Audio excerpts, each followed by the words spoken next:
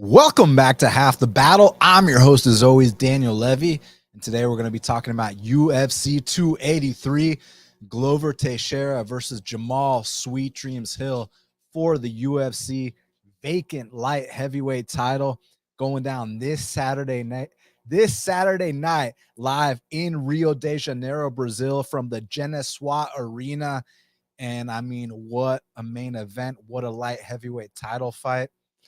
And I mean, let's not even bullshit. Let's not even beat around the bush. Let's just get right down to business, because in the main event for the vacant belt, we got the former champion, the future Hall of Famer, Glover Teixeira, fighting in Brazil. He's 33-8, taking on Jamal Sweet Dreams Hill, who they say he's 11-1, but he's actually 12-1, because between you and me, he definitely knocked out Klidson Abreu in the first round. I don't care how much weed he was smoking for that. You can't take that win away from him. That was definitely a win. So yeah, but anyways, these two are fighting for the vacant belt. Initially, I mean, a lot of crazy stuff went down. You had Jan Blachowicz versus Magomed Ankalaev fighting for the vacant title initially, because Yuri Prohaska had that unfortunate injury.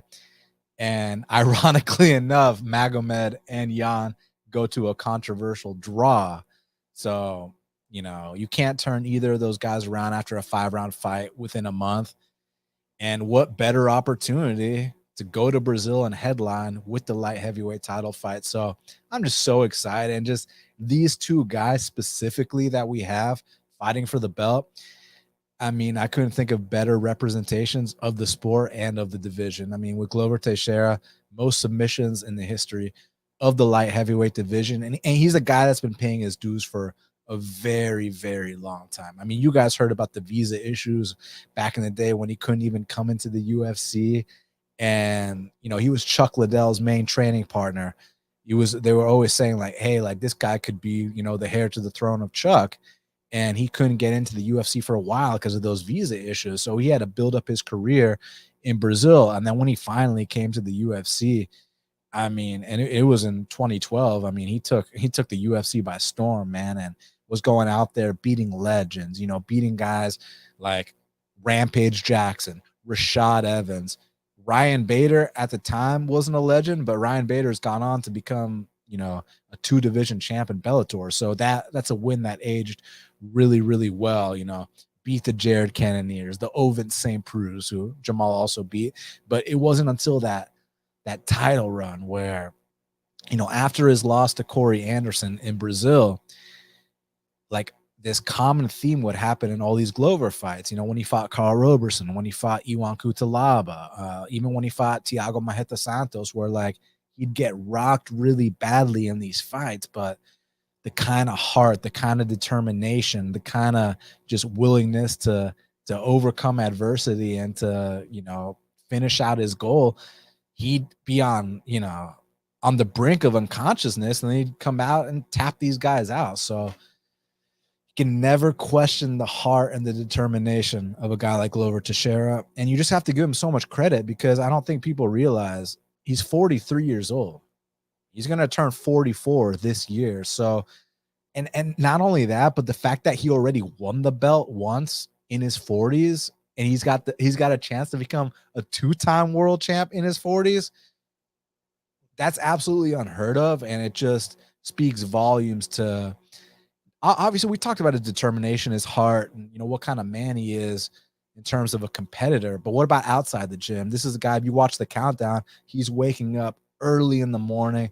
Doesn't matter what the temperature is outside. He's taking his ice bath. So he's going into his sauna. He's doing his cold plunges. He's doing everything. So like, this is a guy that truly takes care of his body. And that's why he's able to compete at the highest level at such an advanced, mature age of 43 years old. I mean, it's unheard of, And I know that there's been some guys that have won belts in their 40s, whether I believe Randy Couture back in the day, and I'm curious what age Fabricio Werdum won his belt, but to possibly become a 2-time champ in your 40s, like, dude, see, I'm 33 right now, right? And Glover's 43. It's just inspiring to know that 10 years from now, I can achieve some form of greatness. So I'm super inspired by Glover Teixeira. Not to mention, the guy's got one hitter quitter on the feet. I mean, when he first came into the UFC, a lot of people were calling him like a Mike Tyson kind of guy, the way he was going out there and starching people. But his jiu-jitsu nowadays, where maybe the durability isn't where it once was, you can always fall back on that just highly credentialed black belt.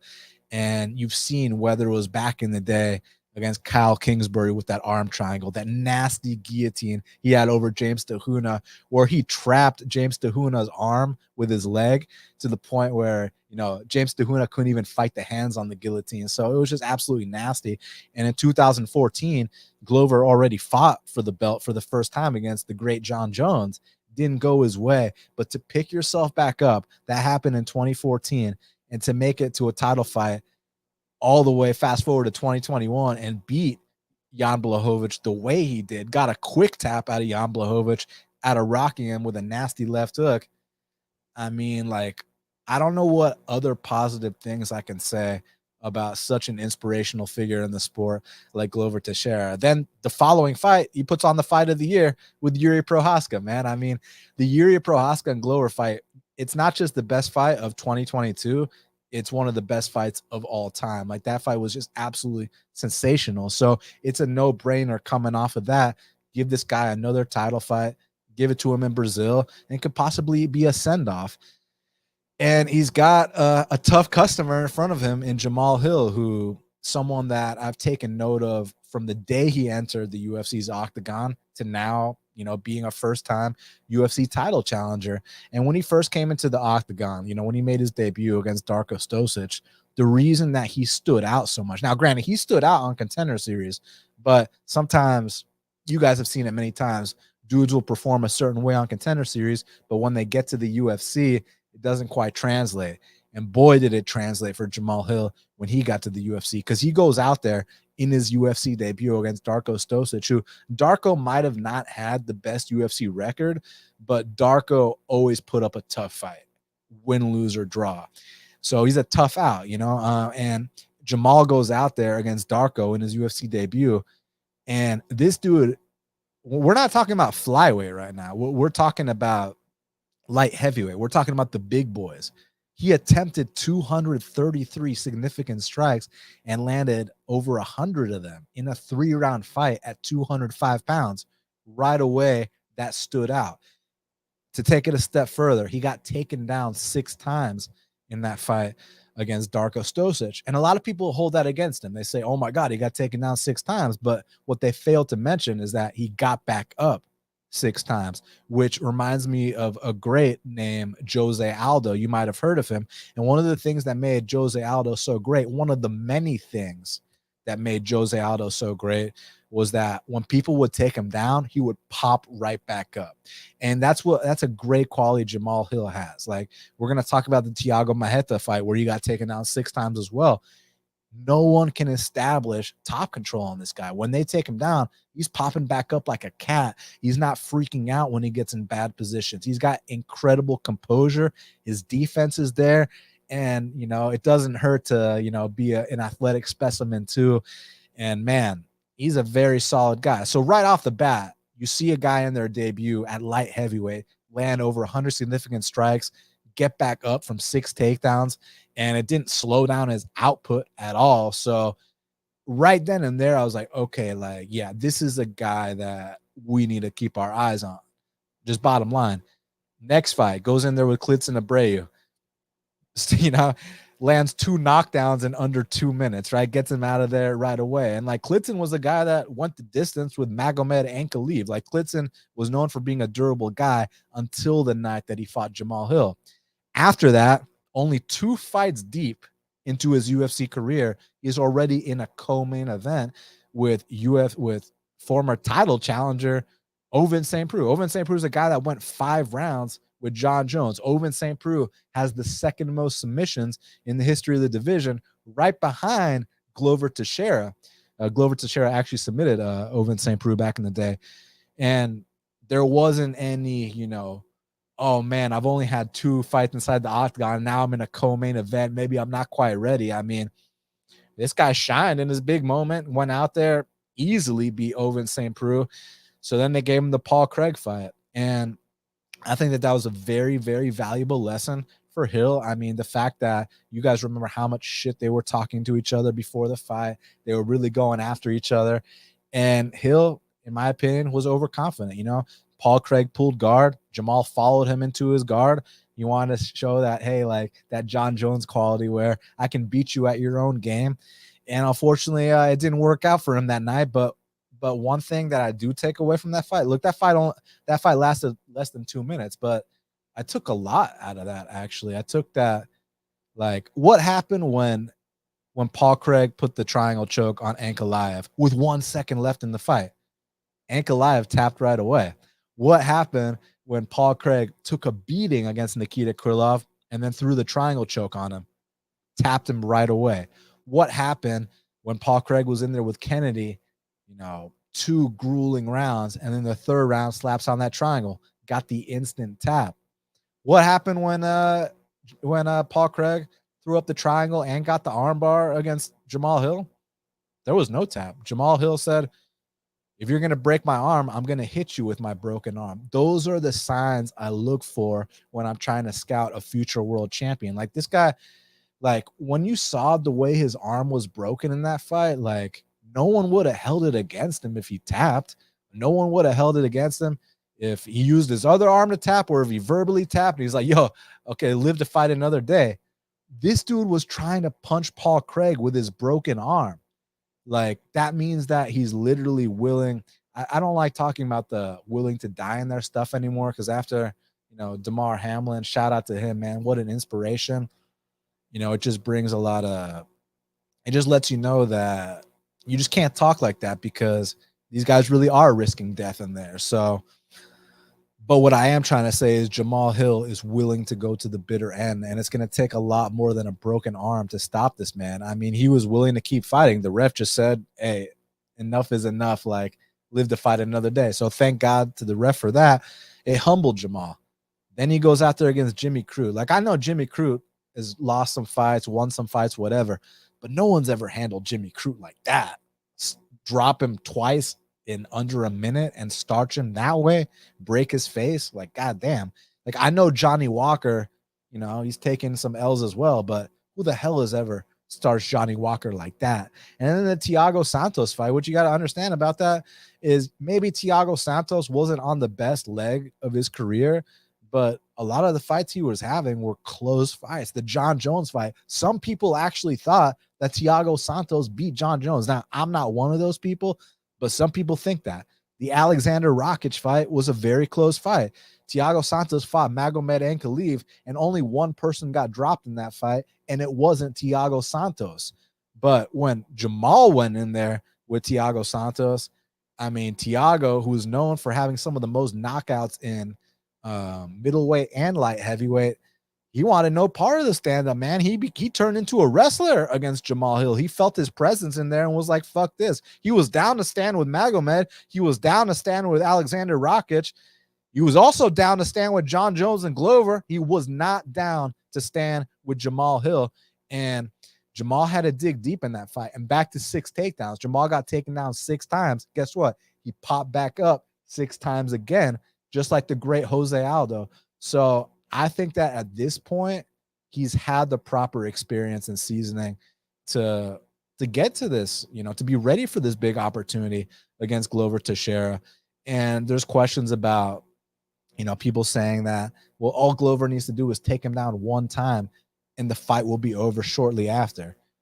I disagree. I mean, I think if that happens, then props Glover. Even if Glover gets knocked out in the first punch, he's still the man. You can't discredit Glover and what he's accomplished and what he's attempting to accomplish here, being 43 years old, trying to get your second belt in your 40s. Like, all respect, man. But I think that some of these guys, they get broken right away when they get taken down by Glover. They feel his pressure. They know about his past history with how many guys he's tapped out. And they're broken when they get there. And I don't think that Jamal Hill can be broken mentally. I think you can break his limb. I think that possibly you can choke him unconscious. The thing is, if you want to win against him, you have to break his limb. You have to choke him unconscious. You have to knock him out. You have to put him out, because if Jamal Hill is not severely compromised, Jamal Hill is going to fight you to the bitter end. I mean, they're going to go eyeball to eyeball and see who blinks first. And I truly believe that Jamal Hill can overcome the adversity. I think he gets taken down. I think he pops right back up. Worst case scenario, he gets in full mount. I think he can survive, create some kind of scramble, get back up to his feet. And from there, it's not going to be a situation where, like, oh man, I just had to work so hard to get back up to my feet. Now I'm going to take a little rest. I'm going to take a little break. I'm going to huff and puff.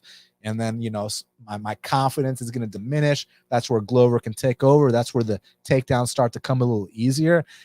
I don't think it's going to be that situation. I think when Jamal gets back up, that's when he's going to start lighting Glover up. And I think the variety of strikes that Jamal brings to the table, fights behind his jab, very long jab, 80-inch reach, 6'4", and the arsenal there, that straight left from the southpaw stance, the step through knees, the elbows, the uppercuts, just the volume. Like one thing I've always talked about is he's got the one hitter quitter of like a Francis Ngannou, ask Johnny Walker, ask Jimmy Crute, but then he's got the output of a little guy.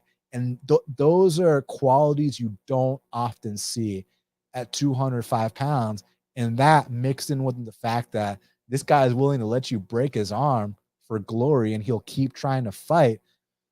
I feel like those are the ingredients for a future world champion. So he's got the mindset, he's got the skills, he's got the heart. Like, I really think it's his time. And with Glover, you know, you don't want to disrespect a legend, and I would never disrespect Glover. And if Glover gets this belt, I can't feel nothing but happiness for him, you know, to achieve such heights again at this age. But what I really think is going to happen, y'all, is that I think Jamal's going to put the icing on the cake here, man. I mean, you look at that Yuri Prohaska fight, which was not, like I said earlier, not only the fight of 2022, but one of the best fights we've ever seen in all our years watching the sport. Glover had Yuri exactly where he wanted him on multiple occasions. And I'm not going to sit here and discredit Yuri's jiu-jitsu credentials. I don't know what they are. Maybe he's a blue belt. I know his MMA game. It's a completely different sport, but he was able to escape fully locked in arm triangles. That escape he did on that arm triangle was absolutely disgusting. And people like to talk about how, well, the reason Glover lost that fight was because he went for a guillotine choke. And I think that is categorically false to a point that doesn't really show or give a proper assessment of exactly what happened. Because, okay, did he go for a guillotine and fail on that guillotine? Yes. But like a minute later, Glover was on top of Yuri. So like, I feel like the guillotine talk is like obsolete. Like, it doesn't mean shit. It'd be one thing if he went for that guillotine and then 2 seconds later, you know, he got tapped out. But that's not what happened, guys. He went for the guillotine. A minute later, Glover's on top, exactly where he wants to be. And then Yuri was able to create a scramble, create a reversal. And when he got on top, I mean, we can blame it on fatigue. You know, Glover, that was a serious war. There was not much resistance on that tap from Glover. So, you know, and it's funny because I went on my show and I said, look, there's one outcome we can agree that's not going to happen. And, you know, Yuri's not going to tap out Glover. And I had Brett Apley on my show and he's like, you never know. And guess what? You never fucking know, right? So I'm not sitting here saying that Jamal's going to come out here and tap out Glover. But what I am saying is I think that Jamal can overcome the bad spots, get back up to his feet where he's got the speed advantage, where he's got just the variety and arsenal advantage. He's got the length, the reach, the confidence. And Glover can crack too, of course, you know, sets up his jab, overhand rights, left hooks, uppercuts, you know, decent boxing for MMA, just a tad bit slower and is there to be rocked badly. And you might be able to overcome being hurt against Carl Roberson or Iwan Kutalaba. I'm just not convinced that you can overcome being rocked by Jamal Hill. He knows how to close the show, and I think he will close the show. And come Saturday night in Rio de Janeiro, Brazil, I think we're looking at a new light heavyweight champion named Jamal Sweet Dreams Hill. So I bet him at minus 120. I believe it'll close around minus 150, maybe a little bit more than that. And I get it. Everybody loves Glover, rightfully so. I love Glover too, but it's just business. And yeah, I'm gonna go with a guy who 3 years ago I was saying was gonna fight for a belt to win the belt. You know, I'm not gonna backtrack now. You know, in this game, you have your money trains. You know, back in the day, the Whitakers, you know, the Max Holloways, the Volkanovski, this and that. But like nowadays, it's all about the Jamal Hills, the Cheeto Veras, the Bilal Muhammads. You bet these guys long term, you're going to be on the right side of the coin, assuming the prices are nice, and the price is very nice. It's not like I'm out here laying minus 300 on Jamal in this spot. On this spot, I'd bet him at, you know, basically pick 'em odds against anyone on the light heavyweight roster. So yeah, I'm going with Jamal to be the new light heavyweight champion of the world, and I'm just bummed that John Jones isn't in this weight class anymore, because the issue I had was that, you know, Jones would be in these fights and he'd have, you know, 10-inch reach advantages over everyone. He'd have 5-inch height advantage over everyone. And now that new era of light heavyweights have emerged, you know, the Magomed Ankalaevs, the Jamal Hills, the Rakiches, all these guys, even Reyes when he was first emerging, not now he's damaged goods, but when he was first emerging, like even Johnny Walker when he first came onto the scene, like it was cool to see these guys that could actually match John Jones on physicality. And it's just a shame we never got to see those fights. And quite honestly, I'm bummed about this Gane versus Jones fight. Like, it's gonna be it might be a sparring match, it might be good, but like it sucks that you can't sit here and say that the winner is going to be the baddest man on the planet, because Francis is the baddest man on the planet, and I wanted to see what would have happened if Francis touched Jones on the chin. I want to see how Jones would react. Real quick, I have a question here. My buddy's asking me, what happened to the vids on your channel? They're still there. It's just that YouTube changed their shit around.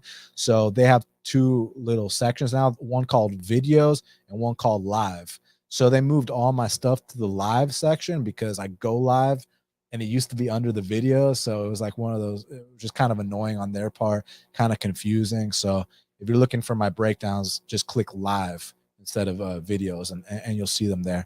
But back to this, yeah, I mean, let's see what y'all are saying about this. Colby Chaos is saying, crazy, after absorbing 97 significant strikes and 2 knockdowns from Gus at age 38, Glover goes 6-1 and wins the title. Exactly. It's an anomaly. It's just credit to his determination, to his will to win, to, you know, the guy had a dream. And, you know, yesterday was MLK Day, or not yesterday, 2 days ago was MLK Day. And you guys know I have a dream, and Glover had a dream. So, you know, it's just, you know, the only true limits are the limits of your psychology, and Glover's mindset is just elite on levels unknown to man, right? So Glover's amazing. It's just how many times can you keep doing that, right? And I see a lot of people in the chat picking Glover, and I understand why. You've seen him win a belt before. You've seen him in the UFC since 2012. Like, we grew up watching this guy. We love this guy, so I get it. And sometimes when you haven't seen someone reach those heights, it's hard to picture it happening. But you got to remember, every champion was once a contender, and every contender was once a prospect, and every prospect was once an amateur fighter. So I think it's Jamal Hill's time and new. And I think he's going to knock out the great Glover Teixeira. And I think he's going to show Glover Teixeira the respect he deserves. You know, Jamal's got a good head on his shoulders. And, you know, I think that he'll send off the legend in proper fashion. So, and new Jamal Hill, and I bet it to win 2 units.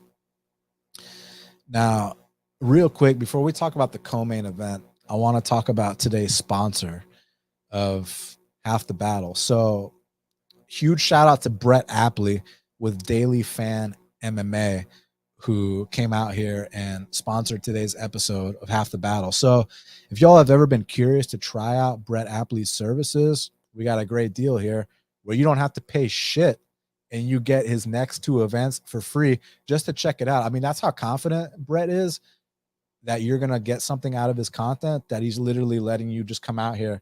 If you're a fan of Half the Battle, use the promo code I'm about to give you. You go to dailyfanmma.com/BFP, and you're going to get the next 2 events for free. No questions asked. So basically, We have an awesome promo this week with DailyFanMMA.com, which is one of the best DraftKings MMA and gambling content sites in the industry. Many of you probably know Brett Apley, who runs the site, and I've known Brett Apley a very, very long time, and he's someone I truly vouch for, and I respect him for many reasons. He's a great guy, but I respect him in terms of the knowledge of the game, because me and him can have an intense conversation where I'm on one side, he's on the other side. None of us are going to sway each other. This guy doesn't get away from his process, and I respect his process very, very much. And there's a reason why his subscribers have won, upwards of $2 million on, fantasy sports like DraftKings, like Prize Picks, or betting. So for a limited time, Half the Battle listeners can get free access to MMA premium content on dailyfanmma.com/BFP. All you got to do is use the promo code 283 free. That's it.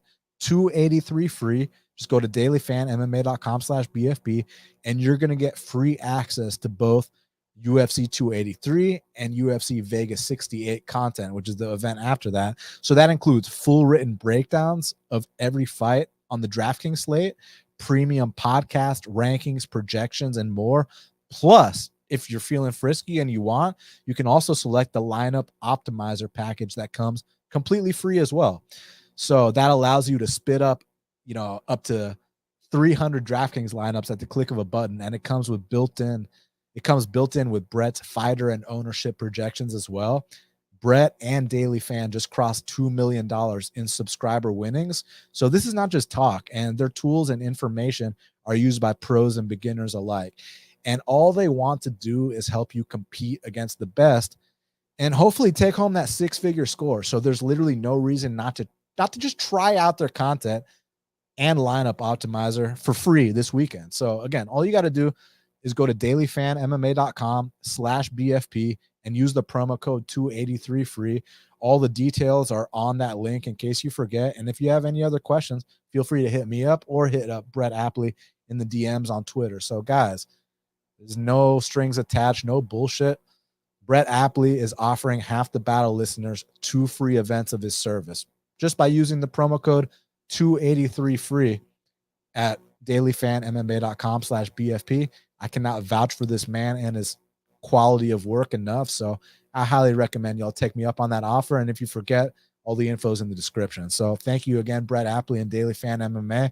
And I hope y'all get a lot out of it, because I know you will.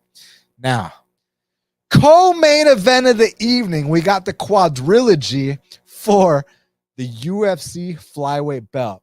We got the reigning, defending, undisputed UFC flyweight champion, Deiveson Daistugea Figueiredo. He's 21-2-1, taking on Brandon, the Assassin Baby Moreno. Assassin Baby, Assassin Adolescent, Assassin Grown-Ass Man. He's 26-2, representing Mexico. He's the interim flyweight champion. And currently, they got it. Brandon Moreno -120, Deiveson Figueiredo +100. So interesting. So Deiveson, an underdog in Brazil. So this is one of those fights where I don't feel the need to give a long breakdown for. Reason being this is, how much of a sample size do we have of these two fighting? I mean, we literally have over an hour of footage of these guys locked inside the octagon, and all 3 times have been drastically different. Okay. I mean, we're talking about the first time. The first time I thought that Deiveson won 4-1, but I mean, there was, was it a fence grab or a low blow? I don't remember. He got docked the point, called it a draw. Next fight, Brandon Moreno mops the floor with Deiveson Figueiredo. Next fight is a very close back and forth fight. Deiveson landed 3 knockdowns that got him the fight. So what's interesting is one guy has a finish in the series. It's Brandon Moreno, and one guy's landed 3 knockdowns in the series, and that's Deiveson Daistugea Figueiredo, which Daistugea means God of War. So I don't really know, because when you have over an hour of footage of these guys and every single time is drastically different, like, how am I supposed to sit here with confidence at minus, 110 a piece, plus 100, minus 120, whatever, at pick 'em odds. Like, I don't feel like I have this big edge. You have an edge if you feel one side is going to dominate, but I can't sit here and look you guys in the eye with a straight face and say I know for sure that one side is going to dominate. So I really don't know. So I mean, on one hand you can say, well, Davidson's in Brazil, but on the other hand you can say, Brandon Moreno has got nothing to lose coming into enemy territory. Both guys have changed camps. Brandon Moreno not doing it with James Krause no more. I wonder why. He actually went to coach Saif Sayoud with Fortis MMA. Amazing coach, the general, fucking badass. And Davison Figueiredo, he's not doing it at Fight Ready in Neuroforce 1. He's doing it in Brazil. And at first I was kind of like, shit, he's not doing it at Neuroforce 1. Because if you guys know, so Fight Ready is a great gym. But the thing about Fight Ready is that if you do their strength and conditioning program, Neuroforce 1, which a lot of their fighters don't do because it is very expensive, I must admit. But those guys are on different levels when they go through the Neuroforce 1 strength and conditioning program. Just look at like Henry Cejudo when he was going through it, like, and starching TJ Dillashaw in like 30 seconds and, taking Marlon Moraes' soul and knocking out Dominic Cruz, like all the great things he did. And then with Davison, that last fight against Moreno, when he did it at Neuroforce 1, I heard he was out there breaking all the records. So he looked incredible. Now he still is doing strength and conditioning and he looks in fantastic shape. I expect him to make weight. It's just that right now he's either right at his peak being, 35, 36 for flyweight. Like, it's one thing to be 35, 36 for heavyweight, where you can go out there and win belts up until your 40s. I mean, look at Glover, light heavyweight at 43, right? But flyweight, in the lower weight classes, those are young man's games. So this is either going to be the finished product of Davison Figueiredo, or God forbid, maybe some kind of sign of decline. But if he still has it, man, I'm going to pick him to win. It's just, I can't sit here and count out a guy like Brandon Moreno, who's finished Davison Figueiredo before, who's been competitive in these other fights. This fight could go either way. I don't feel like I have an edge at the current odds. I felt like I had an edge last time when I bet Davison at plus 160. But here, where I don't know what's going to happen and his line basically 50-50, I don't feel like I have an edge. So I'm going to pick Davison, but I can't sit here and act surprised if it goes the other way. Featured bout in the welterweight division, we got Gilbert Durinho Burns. He's 20-5, taking on Neil Magny, who's 27-9. Currently, they got it. Gilbert Durinho minus 460. The comeback on Neil Magny is plus 365. I mean, the way he's going to look, this minus 450 or whatever, is, the calf kicks, the big power shots, taking this guy down to the ground, showing off your jiu-jitsu prowess, submitting him, getting him out of there, and going home. And that's a possibility.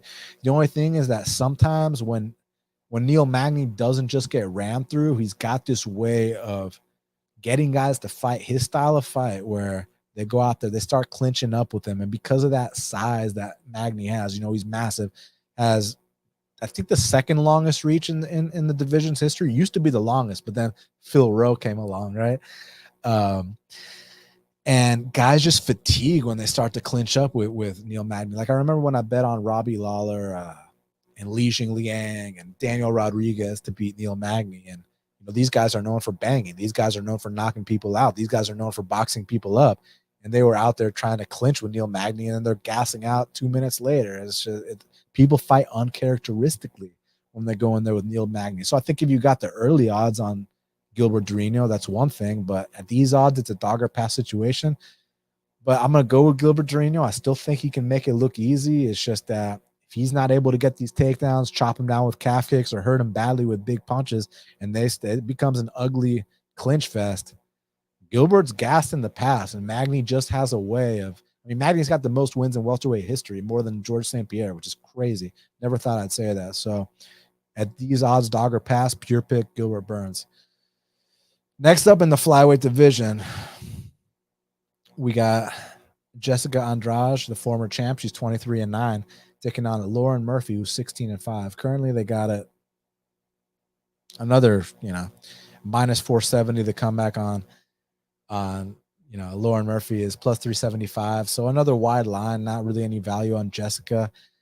I got to give Lauren a lot of credit. You know, she starts off her UFC career 1-3 and then makes it all the way to a title fight with Valentina Shevchenko. So like that's very inspiring. The fact that she overcame that adversity. She never gave up on herself and she kept trucking forward and, you know, got to fight for a title, which is every fighter's dream, you know, in addition to winning the belt, right? Which she didn't get to do, but still.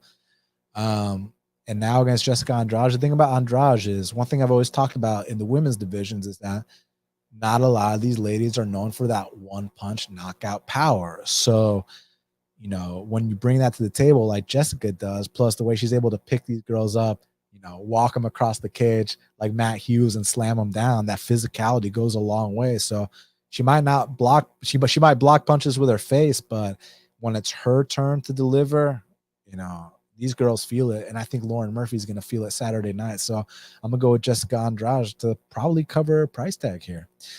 Now, next up in the light heavyweight division, we got a matchup between Paul Craig, he's 16-5-1, taking on Johnny Walker, who's 19-7. Currently, they got it Johnny Walker minus 190. The comeback on Paul Craig at plus 165.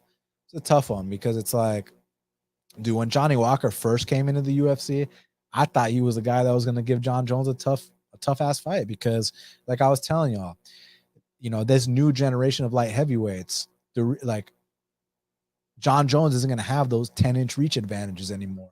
Those 5-inch height advantage. He's not going to be much younger than everyone like he was, you know, when he was on his run. Because you got to understand, John Jones hasn't lost a fight ever, and he's been fighting for how long? You know what I'm saying? So he's like an anomaly. So I thought these up and coming guys were going to challenge him, but then he left the division. And they kind of did challenge him. And Dominic Reyes at the time gave him a good fight. Granted, Dominic Reyes doesn't have the mental fortitude of John Jones, so he never came back the same ever again. But he gave him a good fight at the time. Paul Craig, Johnny Walker. I don't know, because Paul Craig, it's like, to call him a one-trick pony might be disrespectful because it's not just the triangle chokes. Like this dude went out there and blast doubled Magomed Ankalaev. He's tapped out. He's beat multiple guys in the top 5. I mean, he finished Magomed Ankalaev. He finished Jamal Hill. Now, shout out to Hill, the only guy not to tap. Hill was willing to fight him with a broken arm, but, you know, the ref wasn't willing to let that happen. Also beat Nikita Krylov, beat Kennedy, finished all these guys. So, like, Paul Craig can finish the best of the best, but then he can also go out there and lose to Alonzo Menefield. He can also go out there, lose to Volkan Oezdemir and Khalil Roundtree. So it's just about, are you coming in here with the right strategy? And I don't know if I can trust Johnny Walker, not to mention even on the feet where Johnny Walker has this big edge. Johnny Walker ain't known for exactly having the best chin in the world. So I'm curious to see if Paul Craig wants to test that. But ultimately, I can see Paul Craig coming out here pulling guard and submitting this guy, or I can see Johnny Walker, you know, playing it smart, kind of like Volkan did. Let this guy pull guard, make him get back up, light him up on the feet, avoid any big shots, and go out there and possibly, you know, when you're up against the fence and he's trying to go for a double, you know, elbow him to the back of the head or to the side of the ear, to the temple, kind of like you did to Ryan Spann. If the ref, you know, you're Brazilian, so maybe the ref will let you land a couple to the back of the head. You know, especially if the ref's name is like Guilherme or something, right? You know what I'm saying? But or Osiris Maya, you know what I'm saying, dog? I have no idea because I can't call a Paul Craig fight to save my life. And Johnny Walker, you know, early in his career, I was better at calling his fights. And yeah, I don't know. I'll go Johnny Walker, but you know, I don't know. But this one I have interest in, and this one I'm gonna get a lot of shit on, which is fine. I deserve it, whatever. Next up, also in the light heavyweight division, we got a matchup between the Hall of Famer, the legend, the former Pride champion, the former UFC champion, my childhood hero, Mauricio Shogun, who he's 27-13-1, taking on Ihor Potieria, who's 18-3. Currently, they got it. Ihor Potieria minus 210. The comeback on Mauricio Shogun is plus 175. I mean, so I know that Shogun's on his way out, and I know that there's a chance he might just get wobbled by a jab or, this or that. Gust of the wind, he does the chicken dance. You throw a paper ball at his chin, he might go unconscious. But, like, man, Shogun is so much better than this guy. It's just, it's just that, Shogun's 41. Shogun, this is his retirement fight. He's getting up there in age. But, like, this kid, Ihor, I mean, prior to Contender Series, he went in there with a 5'9" heavyweight. Like 5'9" heavyweight. Like we see guys that are flyweights that are 5'9". He went in there with this short, fat heavyweight, and like that dude dropped Ihor, and then Ihor caught him with a triangle. It's like he's getting dropped by nobodies. The Contender Series fight wasn't that impressive. And then he goes out there in his debut against Nicolas Negumbriano, and he broke in a way where literally his back is facing his opponent and he's running away. So I get him being favored just because he's 15 years younger and Shogun's, on his way out. But like Shogun's better than this guy. And, Shogun made a mark on the sport. This kid is not going to make any mark on this sport. This kid probably won't even be in the UFC this time next year. So, yeah, it's scary to bet on this form of Shogun. And, if he gets wobbled by a jab, if the first punch knocks him out, you're not gonna see me go on Twitter and write a paragraph about how, the ref early stoppage or variance or whatever other bullshit these guys are saying. I mean, I'd have no one to blame but myself if I bet Shogun here and lost. It's just that you're giving Shogun an 0-1 guy in his retirement fight in Brazil, and the 0-1 guy is, I mean, I really don't like being disrespectful, but just to be frank, is a bum with a padded record. Yes, he's aggressive, and yes, he can knock out Shogun. Yes, he's younger, might be a little faster, but like, I know Shogun's got some tricks up his sleeve, man, and honestly, I want to bet him here. I really do.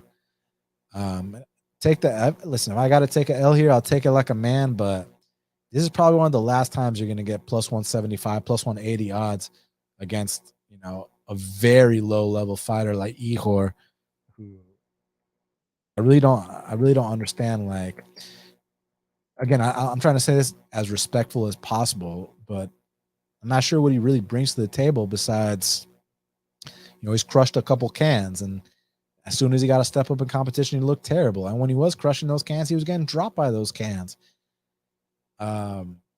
Yeah. I'm going to go with Mauricio Shogun Rua to come out here one last time. Please let this be your last fight, dude. Let's go out there. Let's knock this young kid out. Have your beautiful moment in Brazil. Jump into the crowd. Let them carry you on his shoulder. Let them carry you on their shoulders. And, let's have a legendary send-off for one of the all-time greats, the Hall of Famer. I mean, the fights Mauricio has given us. And I just don't know what else to say here, man. Like, I understand that when you get to this point in your career and you're in your 40s, that's when you start losing to guys that you normally wouldn't lose to. It's just, this is such a step down in competition, man. I mean, look at the guys Mauricio has been fighting, man. I mean, like Paul Craig, who's got multiple wins over top 5 guys. Ovince St. Preux got the second most submissions in the history of the division. Anthony Smith, title challenger, like Dan Henderson, Hall of Famer. Like, it's just a different level of competition. Jonathan Reynolds says Ihor is much better than you think. Maybe. Is he though? Is he much better than I think? I mean, if he is, like, I've never been one to, again, if Shogun gets knocked out in the first exchange, I'm not going to come out here and be like, oh my God, what an old bum and blah, blah, blah. I would just give credit to Ihor. And my dude says Ihor had a tough matchup in his debut. Yeah, but it's not just about the fact that he had a tough matchup. It's the fact that he was doing things that are red flags. He was turning his back to his opponent and running away. And early in the fight, man, and he got mentally broken. He's never truly been pushed. And the one time he got pushed, he broke. And he's getting dropped by cans on the regional scene. So I think it's more than just what we saw in his debut.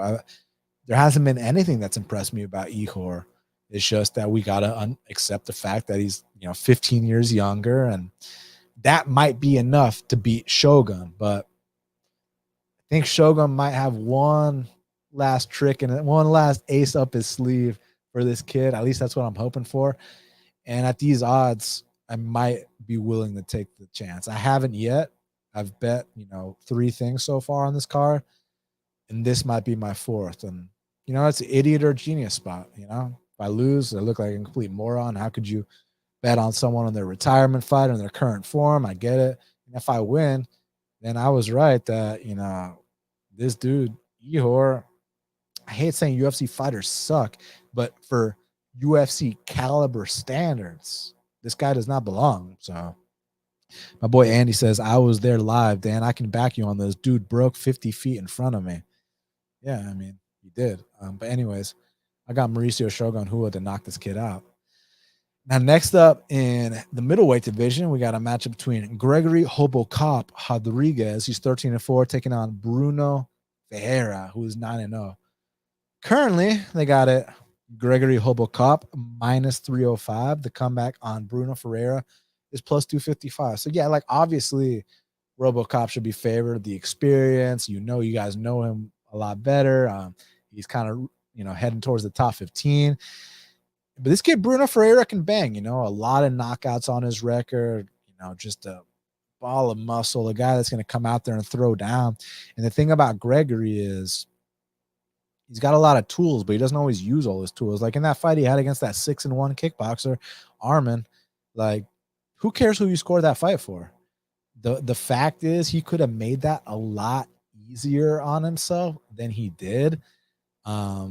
We talk about his jiu-jitsu. He never uses it. He likes to come out here and bang with everyone, which as a fan you love to see, but Bruno can bang too. So that's why I'm not confident laying minus 3 something on Gregory in this spot. I think it's a letdown spot. I think he was super excited to go out there and, have that fight against his original opponent, Brad Tavares, which was actually going to move him up the rankings. Whereas now this is a bit of a letdown spot. And based on how they fight, these two are going to stand and trade in the center of the octagon until one man goes down. And in these fights, like Gregory did get stopped by Jordan Williams. You guys know I feel Jordan Williams is a different man at 85s than at 70s, but still, he's been stopped before. He's been dropped in other fights. And even in that last fight against Chidi, amazing comeback. I mean, goddamn, the dude dug deep. But y'all saw that fucking cut he had, and y'all saw him getting hurt early on. So I'm just saying, like, this dude is not impervious to being knocked out. And in a fight like this, where you got two guys that are going to just draw a line in the sand, act like they're double parked in front of a fire hydrant, and the cops are on the way, someone's going to hit the deck. So I'm going to pick Gregory, but I don't find any value at these odds. And for that reason, I'm passing. Now, this one, similarly lined, I do have a bet on, because next up in the lightweight division, we got a matchup between Thiago Moises. He's 16-6, taking on what the fuck is Costa's first name? Melquizael. Let's just call him Miguel. He's taking on Melquizael Costa, who's 19-5. He's got the Scott Jorgensen thing going on, which respect, man. Respect to make it to the UFC with that. And Scott Jorgensen, legend of the sport. I bet on Thiago Moises here at minus 300. I bet it to win 1 unit. Now I see him upwards of minus 380, minus 480, So I did my part as far as I'm concerned, beating the line, getting the best of the line, which is ultimately what I care about as a sports bettor. Thiago Moises is a guy that he's defensively sound. He's a black belt in jiu-jitsu. He's heavily muscled. He's in great shape. Beat great competition. I mean, beat Bobby Green, finished Michael Johnson. And then, had a couple setbacks against real guys like Islam Makhachev. Even took down Islam Makhachev, which you don't often see. Was reversed shortly after, but still, to even get a takedown on him, like bragging rights. The Joel Alvarez fight went how it went, but the reason I ranked Thiago Moises ahead of Joel Alvarez is because when Joel Alvarez had his biggest wins at 55s, he missed weight for them. So he's never truly won a big fight at 55 by making weight. He's missed weight for all of them. But the reason I took Thiago Moises in the spot is I was not impressed with Costa at all. For a guy who is as experienced as Miguel Costa is, like the dude was out here. Like there was this one fight where he's spinning back kick this dude in the body, hurt him badly, and the finishing instincts and just IQ to materialize the finish wasn't quite there. And that was a big red flag, especially with someone with the experience level of Costa. And then I saw another fight recently where he got out grappled by a nobody. No disrespect. So I think this is a spot where Thiago Moises can come out here, cruise a little bit, and show him that there's levels to this shit. So I took Moises minus 300 play to win 1 unit. And yeah, let's get it, Thiago. So next up in the welterweight division, we got a matchup between Gabriel Bonfim. He's 13-0, taking on Mounir Lazzez, who is 11-2. Currently, they got it Gabriel Bonfim minus 180. The comeback on Mounir Lazzez is plus 155. Good fight. I think that this is the better Bonfim brother. And he's gotten a lot. He's made a lot of improvements in his recent fights. He's a guy that fights behind his jab. He's ultra aggressive. He's going to go forward the entire time. And in his Contender Series fight, he was fighting this dude who was like 6'4", 6'5", and he shot for a takedown. And that, the big boy got him in, one of those power guillotines, like the long man guillotines that I don't see guys often escape. Guillotines from dudes that are like 6'4", 6'5", especially when they transition to that power guillotine.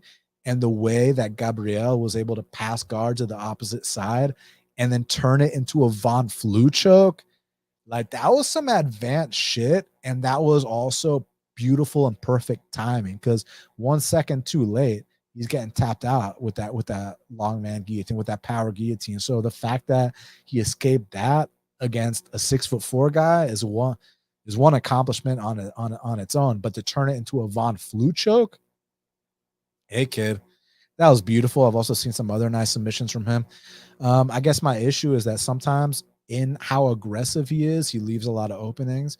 And a guy like Mounir Lazzez, very by the book kickboxer, establishes his jab, left hooks to the body, beautiful roundhouse kicks. He can spin when he has to as well. He's getting better about getting back up to his feet when he gets taken down. My only issue with Mounir is I think if you truly put the pressure on him, that I think, he can maybe wilt a little bit mentally, but technically speaking, Mounir is beautiful to watch. So if this is kind of like a kickboxing match and, whose technique is better and, you throw a combo, I throw a combo, I think Mounir can win that fight. But if Gabriel wants to say, fuck who's got, better Dutch, combo drills and, fuck who spent more time in Thailand and this and that. Like, let's just get down and dirty. Let's get in this guy's face. Let's eliminate the kicking range and let's make him bite down on his mouthpiece and truly fight. And if Gabriel can make it that kind of fight, I think he can win. But if it's a technical kickboxing match, then there is value on the underdog. So you got to determine, do you want to take the shot on Mounir to kind of test where Gabriel's at right now? I think that's fair, because I'm not betting Gabriel at these odds. But the reason I do kind of lean Gabriel is just because I think he's the tougher guy. And if he fights his fight, goes out there and really pushes the pace on Mounir, I think he's got something for him. It's just that if he doesn't push the pace on him and they have, a nice little technical kickboxing match, I got Mounir in that kind of fight. So my pick is going to be Gabriel Bonfim. Now, next up in the heavyweight division, we got Jailton Mahaldinho Almeida. He's 17-2, taking on Shamil Abdurakhimov, who is 20-7. And currently, they got it Jailton Almeida minus 900. The comeback on Shamil Abdurakhimov is plus 625. So we were having debates on a Clint show the other day about what, Jailton Almeida's nickname stands for, because I wasn't sure. So I went to jiu-jitsu class today and I asked my professor, but I wasn't pronouncing the name right, so he wasn't sure. So I messaged him on Instagram and I was like, hey, the nickname I was asking you about is Malhadinho. So he responded, it means someone that's toned because they work out a lot, like lean and mean and shredded. So that's what Jailton Almeida's nickname, Majaldinho, stands for, and it's very fitting. And basically, you know, all respect to Shamil Abdurakhimov, you know, tough Russian guys, paid his dues, been in there. He knocked out Marcin Tybura, beat Arlovsky. Like he's done some cool things. It's just that, like, even if you go back to his debut against Tim Johnson, where he got ground and pound TKO'd in the first round, to now his current form in his 40s, where he's getting finished in multiple fights. I mean, I think this is going to be a situation where Jailton Almeida just comes out here, takes him down one time, and the fight's going to be over shortly after, whether it's a rear naked choke, whether it's an arm triangle, whether it's a ground and pound TKO. Yeah, I mean, I think the minus 900 favorites most likely covering that price tag here, and he's someone to look out for at heavyweight and light heavyweight. You know, interestingly enough, Jamal Hill got offered the Jailton Almeida fight on this card, but then they also offered him Glover. So what do you think he's going to take? Am I going to take this dangerous ass, just ridiculous Brazilian Jailton Almeida that no one knows about on the undercard, or am I going to fight an all-time great Glover Teixeira for the title, same card in the main event, for probably like infinitely more money? Yeah, I think Jamal made the right call taking the Glover fight instead. But with that being said, I got Jailton Almeida via first round finish. Now, next up in the lightweight division, we got a matchup between Terrance McKinney. He's 13-4, taking on Ismael Bonfim. He's 18-3, and he's the brother of Gabriel Bonfim. Currently, they got it. Terrance McKinney minus 125. The comeback on Ismael Bonfim is plus 105. So, you know, Ismael's an interesting cat. I kind of got to see how he performs in the UFC. Reason being is I have certain questions about, you know, is Ismael, does he have the right size for this weight class? Like, is this a dude that could possibly drop to 45s one day? Which, interestingly enough, Terrance is a former 45er, which I can't believe because that dude's fucking huge for 55. And Terrance is a physical specimen, man. And I'm very impressed with Terrance. You just need to, you know, just kind of tone things down a little bit, show a little more composure, a little more maturity. And I think he is a force to be reckoned with. I mean, only man in UFC history to drop Drew Dober, has the fastest knockout in the history of the division. He's got wrestling, can take people down, can choke people out in the first round. Like, I like everything about him. I just don't like the fact that he red lines. I don't like the fact that, you know, if he's driving his car on the highway, he's going 100 miles per hour the whole time. You know, therefore, he's going to run out of gas a lot quicker than someone that's going 60 miles per hour. So if I knew for a fact that, you know, that Terrance was going to pace himself and he was going to fight at, you know, let's come out here and like be smart. Like, let's not just go out here balls to the wall, kill or be killed. Like, if you can't get him out of there in the first couple of minutes, then, you know, you're just ready to go home. I mean, in that scenario, I think Bonfim can take over, but I think the physicality difference early on is going to be huge, and I think there is a chance Terrance can get him out of there early. Bonfim has been finished in the first round before. Now, granted, it was a long time ago. It was against, you know, Renato Moicano in 2014. It was, you know, against the kid that knocked out DJ in, you know, in Asia. But hold on a second.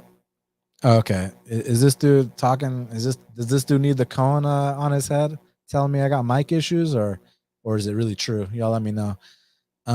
But basically, it comes down to Terrance McKinney's approach. Like, if he really just redlines, just tries to empty the clip in the first 2 minutes and has nothing left, and yeah, Ismael Bonfim can take over.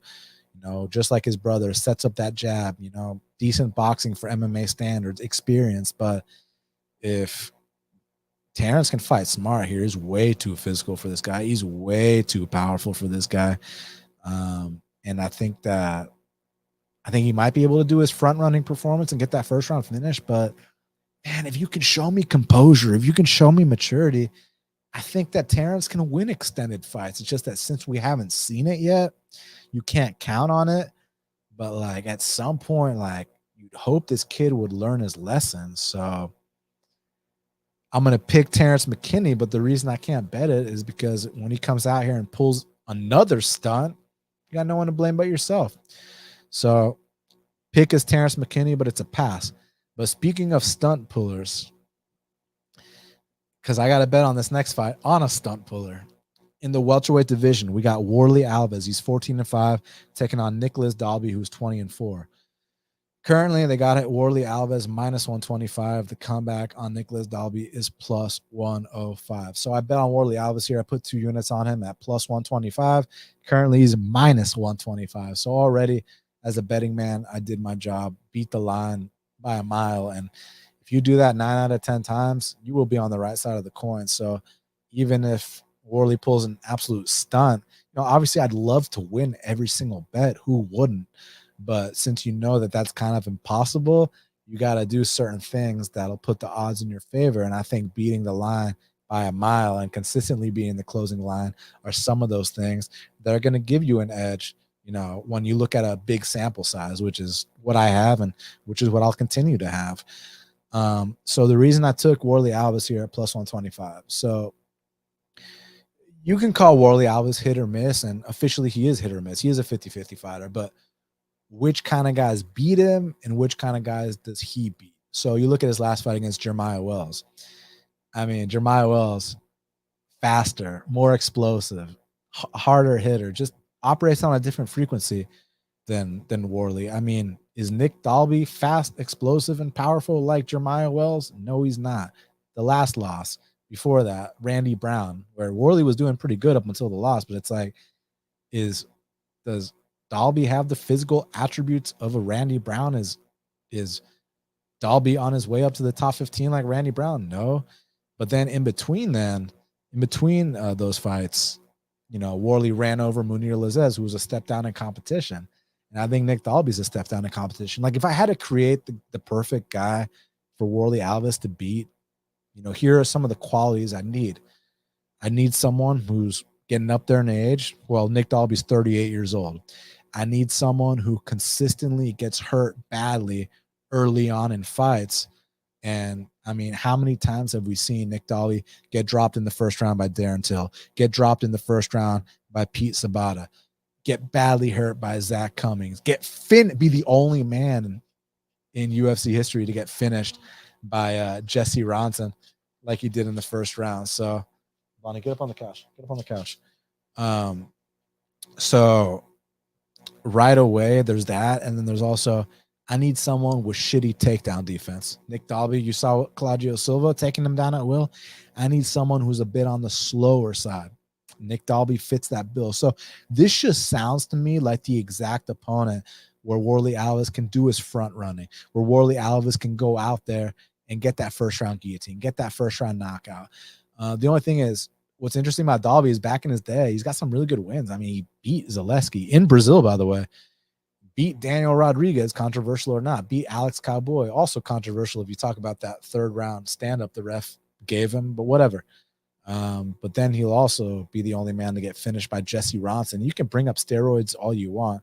I don't think any version of Jesse Ronson is beating Warlley Alves in a fight, steroids or not. Not to bring up MMA math, but I'm just saying Dalby has a history of being hurt badly in fights and having to come back. So worst case scenario, we win the first 2 rounds, hang on for that third round, and you win a decision in Brazil but like, let's not act like Warlley's first round or bust. Like I've seen Warlley go out there, finish guys in the third round. I've seen him go out there, win decisions. Like remember how he handled Sergio Moraes, who's also kind of an aging fighter, like where Nick Dalby is right now. So I just think he's catching Nick Dalby at the right time. Not to mention I got it plus 125 and he's currently minus 125. So I beat that line. Yeah, I think Warlley Alves is going to come out here. You can front run against this guy. Let's go out. Let's come out here and get this guy out of here. And then next fight, we can talk about fading Warlley Alves again, but this is a good spot for him, in my humble opinion, and I took him as a result. So I bet him at plus 125. I put 2 units on it. Now, next up in the featherweight division, we got a matchup between Josiane Nunes. She's 9-1, taking on Zara Fern, who is 6-4. Currently, they got it Josiane Nunes minus 500. The comeback on Zara Fern is plus 400. So Josiane is very short, 5'2", kind of like a John Lineker type style. Just swings big bombs. And Zara Fern, been finished in the first round in both her UFC fights by cans. I mean, she got finished in the first round by Megan Anderson. Like, I know Jeff Molina is under investigation, but prior to that, he had a big win. Did you see him absolutely bury Megan Anderson? And that's not the first time she's been buried. And it might even be credence to what what's that kid's name? To what Casey Kenny said about you remember when Casey Kenny said that shit about Megan Anderson and everyone thought he was being so rude, and it was a little bit out of line. But the more time goes by, the more I'm thinking like maybe he was right, because like the fact that Megan Anderson said that shit about Laura Sanko, like, dude, like, even if you're beefing with someone, there's a way to go about things, and you don't air people's dirty laundry. Like, you can, go at it head to head, like between her behind closed doors, say what you got to say, but to publicly air someone's dirty laundry, that's absolutely none of your business. I mean, it just goes hand in hand. You guys remember the meme or the clip of Megan Anderson walking into the arena when she was getting ready to face Amanda Nunes, and her face is completely pale and looks like she's getting ready to walk into her death. Like, yeah, I don't know how I got off on this tangent. Oh, I did, because these are the kind of people that are finishing Zara Fern. So, yeah, well, I'm not really necessarily interested in laying minus 500, minus 650. I ain't taking no shot on Zara Fern. I think Josiane Nunes comes out here and starches this young lady. So, give me Josiane Nunes. Now, next up in the bantamweight division, we got a matchup between Luan Lacerda. He's 12-1, taking on Cody Stamann, who is 25-1. Currently, they got it. Cody Stamann minus 365. The comeback on Luan Lacerda plus 300. So at these odds, it's a dogger pass situation. At kind of the more opening odds, it was favored to pass. I'm still going to pick Cody Stamann, but look, I respect this kid, Luan. I mean, he's got disgusting jiu-jitsu, and even in his loss to Ari Farias, I don't know if you all saw his fight with John Sweeney, Ari Farias has nasty jiu-jitsu, man. So to lose to him back in 2014, not a big deal, but Luan Lacerda, I mean, he's beat guys that are currently in the UFC, like such as my boy Raulian Paiva. I mean, he went out there and he anaconda choked Raulian Paiva back in 2016, 2015. So like, he's been beating real guys for a while. It's just the way they match up stylistically. Cody Stamann might not be the most exciting guy, but he does exactly what he needs to do to win fights, right? Like, he's not going to come out here and finish any fights unless it's like, 80-year-old Eddie Wineland, much respect to the former WEC bantamweight champion, true legend. But Cody Stamann is just the kind of guy that, the output might be kind of on the lower side, but he knows how to get that opportunistic takedown to steal rounds. But he's also the kind of guy, when he's fighting an opponent like this, might use the wrestling in reverse, keep it standing, and kickbox at his own pace, get it to the point where Luan starts to fatigue, starts to pull guard, starts to flop to his back, and then Cody gets up and tells him, nah, like, get back up, let's kickbox. So I'll go with Cody Stamann. It's just, you got to, at these odds, you have to respect the jiu-jitsu of Lacerda, and if he submits Stamann, who's been submitted before, not going to be a shocker, but I'm going Cody Stamann to neutralize him and to come out here and win a unanimous decision. Now, last but not least, kicking off the card, we got a great fight between Peru's Daniel Marcos. He's 13-0, taking on Brazil's Simon Oliveira. And currently, they got it. Simon Oliveira minus 150. The comeback on Daniel Marcos is plus 130. So shout out to everyone that took the dog odds on Simon Oliveira back when that was out. Great job. You bet him plus 155, and now he's minus 155. Like, you did your job. Now I think it's a dogger pass situation on the other side.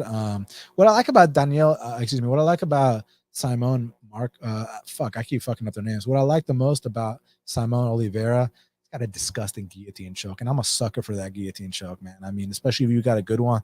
We're gonna have to do a drinking game every time. I say, back in the day, it used to be one doesn't simply and this and that. But one thing I've been talking a lot about, people are like, next time Daniel mentions he's a purple belt, take a shot. As a purple belt and someone who just fucking loves the guillotine choke, this guy is going to actually come out here and win a couple fights via guillotine. Maybe not at the highest level, but I think when it's all said and done, he'll have a couple guillotine wins under his record because that guillotine is nasty. And Simon Oliveira goes for it. That fight he had on Contender Series against Jose Alde, not Jose Aldo, but Jose Alde. They were doing what we like to refer to in Atlanta as hooking. They were standing and banging for 3 straight rounds, and they were landing some shots, man. That was a beautiful fight. The kid is very experienced, and I think he's ready for the UFC. And I think he's going to go for it for real. And with Daniel Marcos, what I like about him is that when you often think about the fighters from Peru, you think about guys that have no takedown defense, that they'll be losing fights, but then they'll like get an opportunistic submission. Whereas Daniel Marcos has good takedown defense, very hard kicker, and when he gets guys hurt, he's got a lot of swag. He's not afraid to go out there, take some chances to finish the fight. And to take it a step further, his fight on Contender Series was coming off a 3-year layoff, and he gassed out and he pushed through it. So the guys got hard. I actually think Daniel Marcos could be a guy that, actually goes out and when it's all said and done, ends up being one of the best fighters that we've ever seen from Peru. Peru needs a guy to wave the flag. I don't think it's going to be Claudio Puelles. I think it could be Daniel Marcos. But on Saturday night, I think Simon Oliveira gets his first UFC win, but moving forward, keep an eye on both guys, and there will be a good time to bet both these guys, but don't give up on Daniel Marcos if he loses this fight. I think he's got a bright future, but my pick is Simon Oliveira. All right, so I'm going to talk about the fight to watch and the fighter to watch, and then after that, I'm down to answer a couple questions, and then I'll get out of here. So right now, last call for questions. Give them to me now while I talk about the fight to watch and the fighter to watch, and then we'll take it from there. So, in my opinion, the fight to watch for UFC 283, shit, man, there's a lot of fights to watch, man. I mean, like, normally I don't like being the guy that's like, okay, the main event's the fight to watch, but like, the main event truly is the fight to watch. Like, this is one of those cards where like, there's a lot of good fights, but if I could only watch one fight on this entire card, it would be the main event. And I don't want people to be like, well, that's so easy for you to say. Because I mean, like last week with Strickland and Nemavov, if you had to ask me which is one fight that I have to watch, I don't think it would have been the main event. But here, I mean, come on, Glover versus Jamal Hill. Jamal Hill, a guy I've been saying for years is going to fight for a title, taking on just a Hall of Famer, someone that's so beloved. And then stylistically, Glover having the most submissions in the history of the division. Jamal Hill, having the Francis Ngannou one-hitter quitter, but then having the output of a little guy, like, and he gets back up from the takedowns, and he's got the confidence, and Glover just seems like he can't be stopped right now. Like, this main event is, I know we're only 2 events deep into 2023. This is the best fight of the year so far. This is appointment television. This is like, for all you streamers out there, like we should lay the $80 just to watch this fight alone. Hint, hint, wink, wink. But all bullshit aside, Jamal Hill versus Glover Teixeira is my fight to watch. My fighter to watch. This is a tough one. I'm gonna go with the legend Mauricio Shogun Rua, or as we like to say in Brazil, Mauricio Shogun, because this is his retirement fight. He's got probably the lowest level opponent he's ever fought in the UFC, and at his ripe age of 41, let's see if he's got enough to, show this young kid the ropes and show him that, like, hey, I might be on my way out the game, but I can still show you a thing or two about competing in a hostile environment like you're going to feel here in Brazil when they're screaming, "Ooh, va moer," which means you're going to die. And I'm not sure if Ihor is ready for this kind of environment. So for that reason, Mauricio Shogun Rua, one of the all-time great knockout artists, is my fighter to watch. All right, y'all. So I'm down to answer a couple fan questions, and then after that, I'm going to get out of here. I truly am grateful for everybody joining me. And then also just remember to check out today's sponsor of the show, DailyFanMMA.com/BFP, and use my code 283FREE to get Brett Apley's premium package for free. You don't have to pay shit, for free, for this event and the next. Like, that's how confident he is that you're going to get something out of what he brings to the table. That's why we're giving this out for free. So no strings attached, no bullshit. It's not like you're gonna get these first 2 events free and then it's gonna automatically, charge you like $300 and you're gonna, there's no bullshit. Like you literally dailyfanmma.com/BFP, use the code 283 free, get his events free. If you like it, consider signing up. If you don't like it, tell him thanks for those events and move on. But I have a feeling you'll get a lot out of it. That's the kind of quality Brett Apley brings to the table. But let's answer some fan questions now before I get out of here. Holloway said he loves my show, looks forward to my picks. Thank you very much, my friend. Abu Dhabi said Jamal Hill 205 champ. You already know, my man. We got Sai in here. Good morning, 6 a.m. in Melbourne, Australia. My sister lives in Australia, so I know it's not Melbourne, it's Melbourne. So we know what's up over here. So it's good to have you here, Say. Thank you, man. We got my boy Dimitar, just on time. Glad to have you here just on time, my boy. Let's see what else we got. Dan Goldstein. This fight ain't going to a crusty ass draw. I can guarantee that. I'll tell you that much. Then we got my boy Robert. Hello from Poland. Hey, that's fucking awesome. Let me see something. Hello in Polish. Hello in Polish. Let me see. Vitam, my boy Vitam. Thank you very much, bro. Bro picks. What's up, buddy? Let's see what else y'all got for me. Oh yeah, Slim said what happened to the vids on my channel. Like I said, so on YouTube they changed things out. So instead of clicking videos, click live, and then you can see all my live videos on there. Dirty Rag said Glover for the win. That's how a lot of people are feeling. My boy Pepe, what's up, buddy? I love that name. If y'all don't know that name, it's because you never watched My Cousin Vinny, but he said Glover will have another dream, a sweet dream. And you know what?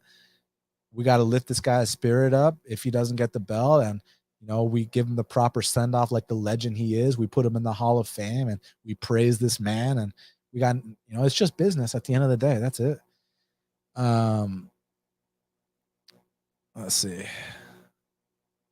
Dirty Rex like Glover with that top control will be too much for Hill. We have never seen Glover one punch knocked out, and we have seen him hit with the kitchen sink. Dirty Reg, did you just say we have never seen Glover one punch knocked out? So I must have been dreaming when Anthony Rumble Johnson one punch knocked him out. I must have been dreaming when Alexander Gustafsson one punch knocked him out. So probably got to rethink that, my guy.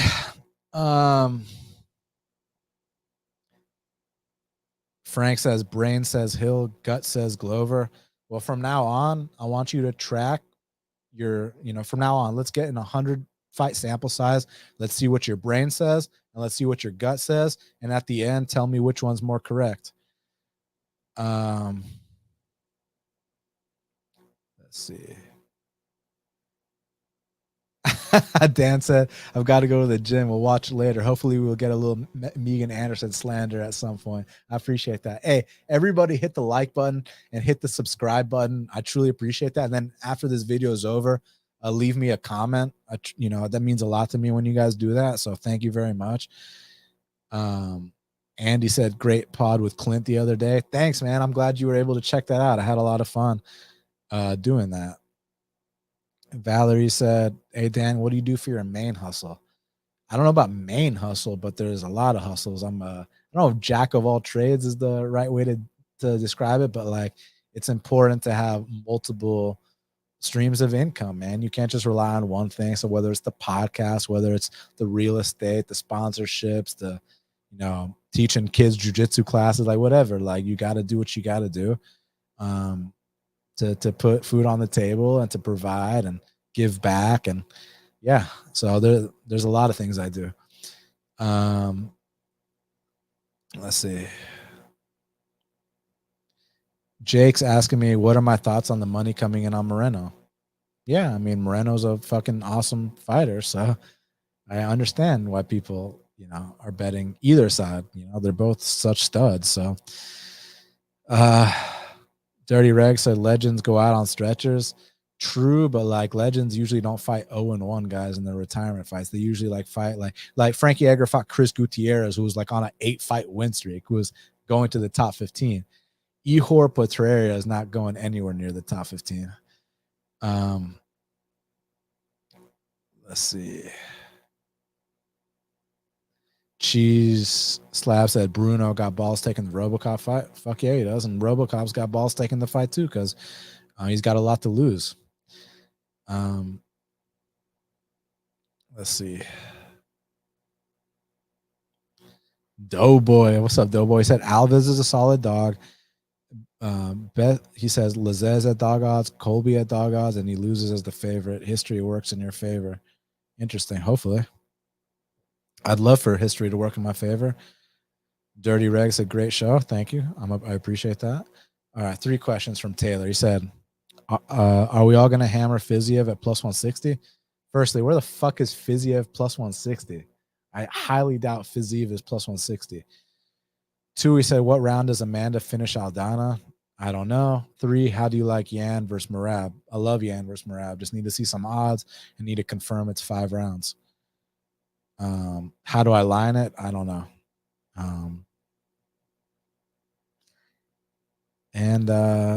Yeah, I think that's it. So, okay, last call for questions. If not, I'm getting out of here. I'm truly, truly grateful for all you guys being here, showing me support, showing me love.